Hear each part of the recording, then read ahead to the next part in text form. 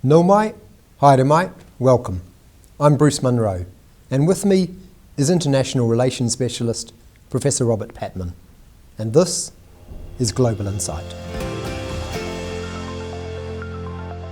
This weekend, the University of Otago is holding its prestigious Foreign Policy School. The topic for this, the 57th Foreign Policy School, is Populism and Global Politics, and co-director of the school is Professor Patman. Welcome, Robert. Morning, Bruce. We should start with, what is populism? Well, populism is an ideology which embraces the divide by what might be described as the pure people and the corrupt elite. In other words, it's an ideology which sees the world, sees countries and the world divided along those lines between the pure people and the corrupt elite. In addition, it promotes the idea that leaders of the pure people, the real people, promote the idea of mono-culturalism, traditionalism, and rejection of what they call global elitism or internationalism. They're very suspicious of internationalists. So you've got lots of populist politicians who claim they are the authentic representatives of the people. And in addition, we've seen this is a recurring pattern, they are suspicious of immigrants and often campaign against them in the elections or the influx of them. And also they present themselves as anti-woke campaigners. So, and that's a term that's entered the political lexicon of New Zealand recently, not just amongst the fringe populist parties either. So why has the Foreign Policy School chosen populism as its topic this year? Well, it was originally chosen, Bruce, in 2020, but we were delayed by COVID-19. In 2020, I think the world was experiencing peak populism, but it's not gone away, although a number of prominent populist leaders have departed from the scene, and we only have to think of Mr. Trump, who now seems to be ever more enveloped in legal problems, and Boris Johnson, who's been he's not only Prime Minister, but he's been effectively pushed out of Parliament. So, and Mr. Bolsonaro, another populist leader in Brazil, he's departed from the scene amidst some rancor. But these leaders didn't come out of a clear blue sky. They were a reaction to certain conditions which exist both nationally and internationally. And these conditions include the rise of the social media, which means that anyone can get onto the social media. That's a strength. But a potential weakness is that some people are articulating views which are based on conspiracies, are not underpinned by facts. Right. So are you saying there, because I was wanting to ask you, so what's so bad about populism? Are you saying it's all about conspiracies, or what's so bad about it?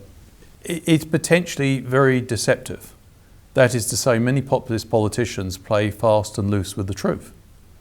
And if you look at some of the politicians we've just named, Mr. Johnson, Mr. Trump, Mr. Bolsonaro, these people have been, how should I put it, quite expansive in their notion of the truth. If you take Mr. Trump's legal problems at the moment, he doesn't even attempt to address them. He just says this is a witch hunt, this is a conspiracy. And that's another feature of populists. It's always the other guy's fault. There's a sense of we're the authentic representatives of the pure people, and therefore we are in the right. And you may say, what's wrong with that? It polarizes society because these leaders are often charismatic, they attract following, and it can result in the polarization and division of society. Moreover, and this is more of a worrying thing for liberal democracy, populism, particularly when it's on the upswing, can erode a society based on rules and law. Because if you take Mr. Trump's example, he just presents himself that taking 14,000 classified documents home to his home in Mar-a-Lago in Florida was quite a reasonable thing to do, and he's now the campaign of a vicious witch hunt, whereas in fact no other president's ever done that before. So you're gathering together academics from around the world who this is their area of study and expertise. Is this sort of thing being done all the time, or how significant is this gathering this weekend? I think it's very significant for New Zealand because we've seen ourselves as largely free of this problem, but we're not. And make no mistake about it, populism represents a serious challenge to international cooperation and also to the idea that societies should be based on established rules, which all players accept. What do I mean by established rules? For example, every president until Mr. Trump accepted the outcome of the election when they lost. He didn't. And he continues to say the election was stolen, although there's absolutely no factual evidence to support that claim. He's lost 62 out of 64 lawsuits that he's brought to contest the election. And many of the judges who've ruled against him were appointed by his administration. So, yeah, I mean, this is a trend that is present in the world we live in. I think it is closely linked to the rise of the social media. I'm not saying the social media is necessarily at fault here, but it may need regulation. I think personally the social media is a wonderful development because it also means that there's some terrific people contributing knowledge which we all share and appreciate. But there's also people who go on there who are abusive, they denigrate people, and they act in a way which they wouldn't dream of doing in a face-to-face meeting. And that's worrying because people's reputations are slandered and undermined in a way which often they do not have the opportunity to respond. So why is it important to get academics from around the world together to talk about this? I think it's important because in New Zealand we tend to see ourselves sometimes as immune from trends which have affected other countries. I think the terrorist atrocity in Christchurch in March 9, 2019 highlighted that we are not immune from these trends. And we're beginning to see populist trends in this country. We've had one or two politicians flirting with it.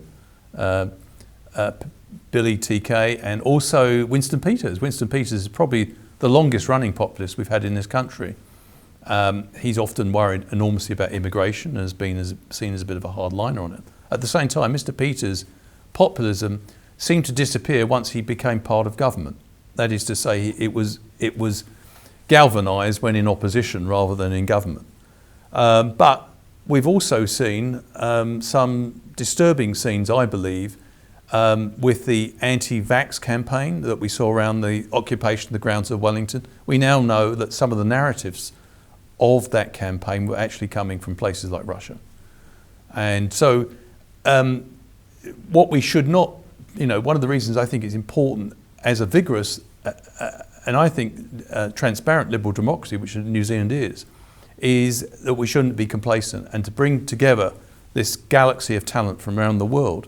And by the way, it's not just academics speaking, there's also some policy practitioners. So I think it's, and journalists. So I think it's important that, the whole idea of the Foreign Policy School is that a New Zealand audience can hear a set of ideas that they're not normally exposed to. And that's why, that was the vision behind the setting up of the school back in the mid-60s. It was preparing New Zealand for a greater international role, and that is still the aspiration. We can only participate in international debates on such things and contribute to rules about such things if we're well informed, and that's part of the aspiration behind the school. Right. Which I didn't realise, and so that makes me think we're at the 57th school. Do you feel that has New Zealand shifted over that time in this taking a greater role in the world? Has the Foreign Policy School played a part in that? I think so. I don't want to oversell it, Bruce, but the Foreign Policy School was set up by someone called Arnold Entwistle, who was a lecturer at the University of Otago at the time. He had a tremendous battle within the university to introduce the Foreign Policy School, and he succeeded by 1966. But his vision was, and I think he was far-sighted, he envisaged back in the mid-60s that New Zealand was inevitably going to seek a more independent role in the world, and that Britain was likely to join the EU, as it subsequently did in 1973. He envisaged all that, and he said, well, if we're going to be suddenly left on our own, we're going to have to develop much more expertise on international affairs. In short, we need to develop a worldview that's based in Wellington, not London. And I think the school has played a role in that. For example, in 1982, the school hosted a meeting on relations, trans-Tasman relations, and there was very lively debate going on. And that within a year, the comprehensive and CER was signed. So, I wouldn't say there's a direct connection, but it's a way of policymakers leaving Wellington, getting out of their routine, and they enjoy it, and being exposed to a range of ideas they don't always hear every day. And New Zealand is still a young foreign policy player. We've only effectively been actively involved in foreign affairs for about 4 or 5 decades. So it's, and I think this is an exciting time to host such an event, not because it's going to have a huge policy output, but half of the audience is going to be policymakers from Wellington, from MFAT, from other related other government agencies, MB, Treasury, Defence, and possibly the Department of Prime Minister and Cabinet. So, in a sense, this is not just a sort of talk fest. And we will be producing a scholarly book from the proceedings of the school. So, I think it will have an academic output, but hopefully it will have a real world output in that it may, plant some ideas that we haven't previously considered. Thank you, Robert. And thank you for watching. Catch us next time on Global Insight. Te pono me te ara.